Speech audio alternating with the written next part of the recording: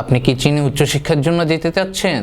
চীনে পড়তে যাওয়ার সিদ্ধান্ত হতে পারে চমৎকার, তবে একটি ভুল হতে পারে সারা জীবনের কান্না। চলুন জেনে নিই 5টি বড় ভুল যা চীনে পড়তে যাওয়ার আগে এবং পরবর্তীতে একদমই করা যাবে না। আমরা অনেকেই মনে করি যে বাইরের দেশে পড়তে যাওয়া মানে হচ্ছে পার্ট টাইম জব করে কিছু আলাদা ইনকাম করা অথবা নিজের খরচগুলো আছে তা ইনকাম করা। তবে চীনে স্টুডেন্ট হিসাবে যাওয়ার পর পার্ট টাইম জব করার কোনো সুযোগ নেই। এই জিনিসটা অনেকে জানে না। যেহেতু চীন আপনাকে দিচ্ছে অসম্ভব আকর্ষণীয় সব স্কলারশিপ এবং পার্শিয়াল স্কলারশিপ, তাই চীন স্টুডেন্ট থাকাকালীন সময়ে পার্ট টাইম জব করার যে ব্যবস্থাটা আছে ওটা নিষেধ করেছে। অর্থাৎ পার্ট টাইম জব নিষিদ্ধ যখন আপনি স্টুডেন্ট থাকবেন। তবে পরবর্তীতে আপনার পড়ালেখা শেষ হওয়ার পর আপনি চাইলে যে কোনো জায়গায় জব করে চীনে স্থায়ী হতে পারেন। আমরা অনেকেই মনে করি চীনে ফুল ফ্রি স্কলারশিপ দিয়েছে, তো সকলে হয়তো ফুল ফ্রি স্কলারশিপ পাবে। আমাদের কাছে অনেক স্টুডেন্টরাই বলে যে তাদের ফার্স্ট রিকোয়ারমেন্ট হচ্ছে সম্পূর্ণ ফুল ফ্রি স্কলারশিপ হতে হবে। তবে তার দেখা গেছে যে এসএসসি অথবা এইচএসসি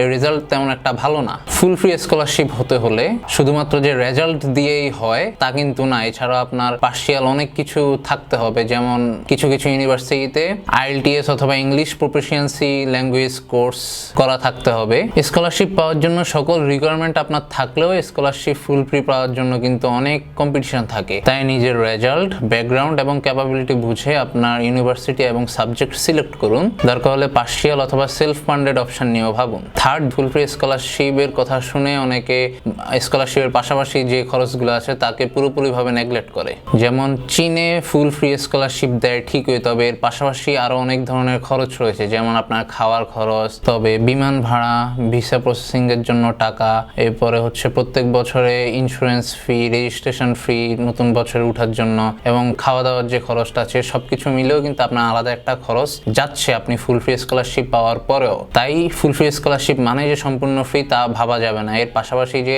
খরচগুলো আছে তাও মাথার মধ্যে রাখতে হবে। চতুর্থ যে ভুলটা তা হচ্ছে চীনে যাওয়ার আগে খাওয়া দাওয়ার এবং চীনের কালচার সম্পর্কে না জেনে হুট করে চীনে চলে যাওয়া। চীনে বাংলাদেশের মতো এত মশলাদার অথবা বাংলাদেশি কালচারের মধ্যে যেসব খাওয়া দাওয়া আছে তা সবসময় পাওয়া যায় না। এছাড়াও চীনে বেশিরভাগ খাবারে বাংলাদেশে অথবা মুসলিমদের জন্য অনুপযোগী। তাই যদি কোনো মুসলিম অথবা বাংলাদেশি মানুষ অথবা স্টুডেন্ট যদি চীনে যাওয়ার প্ল্যান করে, তাহলে এটা সবচেয়ে ভালো হয় যে সে অ্যাটলিস্ট যেসব বেসিক অথবা নর্মাল খাওয়া দাওয়া আছে যা মানুষের দৈনন্দিন জীবনের জন্য দরকার, সেই খাওয়া দাওয়াগুলো রান্না করা শিখে যাওয়া। এবং পঞ্চম যে ভুলটা মানুষে করে তা হচ্ছে চীনে যাওয়ার পর চীনের আইন কানুনের কোনো তোয়াক্কা না করা। অনেকেই চীনে গিয়ে চিন্তা করে যে সে এখন সম্পূর্ণ ফ্রি, তাই যা ইচ্ছা তা করতে পারবে, কিন্তু চীনের আইন তাকে করতে দিবে না। চীনের আইন অনেক কঠোর। সে যদি রেগুলার ক্লাস না করে, ক্লাস বাঙ্ক দেয়, এরপরে পরীক্ষায় যদি ভালো রেজাল্ট না করে এবং অন্যান্য যেসব নিয়ম কানুন আছে তা যদি ফলো না করে, তাহলে